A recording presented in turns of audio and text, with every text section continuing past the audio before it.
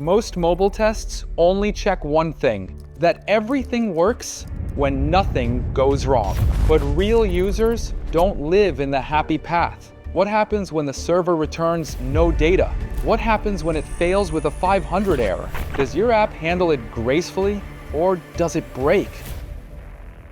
In our Maestro course, we teach you how to answer those questions with confidence. First, we use Charles Proxy to intercept real network traffic. We observe exactly what the app sends and exactly what the backend returns. We simulate an empty response, something that's almost impossible to reproduce reliably on a live backend, and instantly, we see how the app reacts. Then we simulate a real server failure, a 500 error.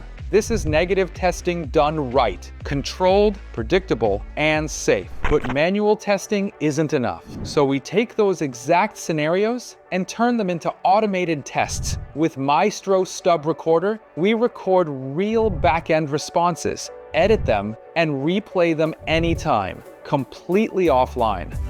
The result?